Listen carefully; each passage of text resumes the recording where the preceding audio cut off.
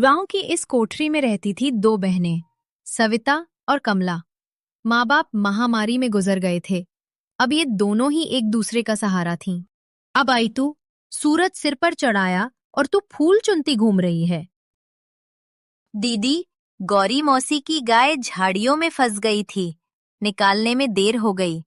सबका बोझ उठाना, चाहे घर का चूल्हा बुझे। दीदी, माँ कहा करती थी, जो दूसरों के काम आए वही इंसान कहलाता है।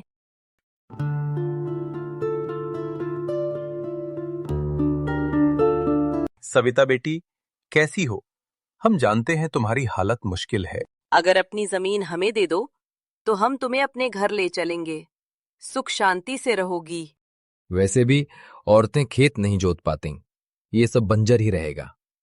ये जमीन हमारे माँ बाप की आखिरी निशानी है, इसे हम किसी को नहीं देंगे। जब माँ ये साड़ी पहनती थीं, हमें देखकर कहती थीं, तुम दोनों हमेशा साथ रहना। मी, कमला, मैं तुझसे सख्त हूँ क्योंकि डरती हूँ। अगर तुझे कुछ हो गया तो मैं अकेली कैसे जीऊंगी? दीदी, आप ही मेरी ताकत हो।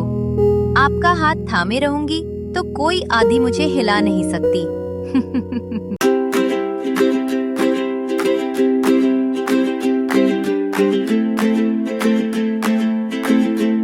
दीदी, ये खूंटी तो हमने नहीं गाड़ी थी। ये हमारे चाचा का काम है, वे हमें हमारी ही जमीन से बेदखल करना चाहते हैं। हरिराम, शांति और महेंद्र दूर से मुस्कुराते हुए आते हैं।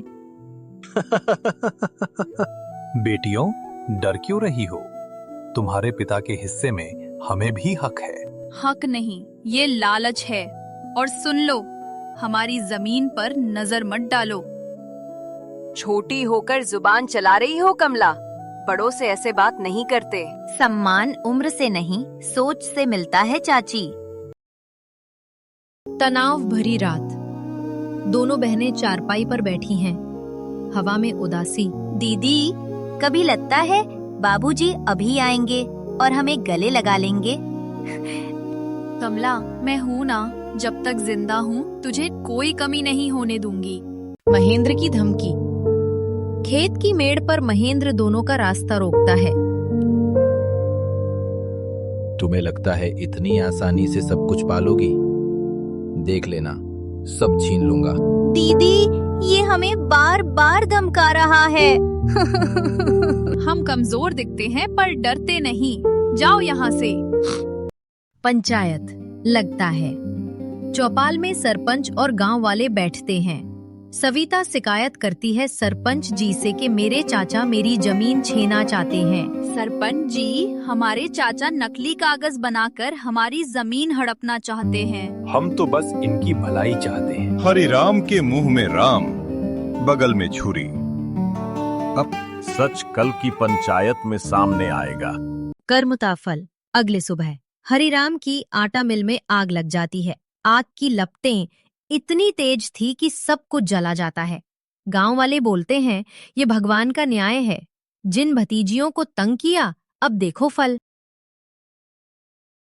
हम तो बर्बाद हो गए, कुछ भी नहीं बचा, सब कुछ खाक हो गया। हमारे पापों का फल हमें मिल रहा है। हमने बेटियों को बहुत दुख दिया। क्यों ना उनसे माफी मांग ले और मदद भी। हाँ बाबूजी, अब यही रास्ता बचा है। माफी और नया आरंभ। तीनों लोग बेचारी बहनों की कोठरी पर पहुंचकर हाथ जोड़ते हैं। बेटियों, हमें माफ कर दो, हमसे बहुत बड़ी गलती हो गई। हमने तुम्हारे साथ बहुत अन्याय किया। दीदी, माँ होती तो कहती, माफी ही सबसे बड़ी जीत है। ठीक है, माफ कर दिया, पर इस बार विश्वास मत तोड़ना। सभी गले मिलते हैं और इनके बीच सब ठीक हो जाता है। रिश्ते खून से नहीं, भरोसे से बनते हैं और माफी सबसे बड़ी ताकत है। आपको यह वीडियो पसंद आया हो तो प्लीज मेरे चैनल को लाइक करें और वे सब्सक्राइब करें, ताकि मुझे ऐसे कहानियां बनाने में मोटिवेशन मिले और मैं आगे ऐसे ही अच्छी अच्छी कहानियां लाता रहूं।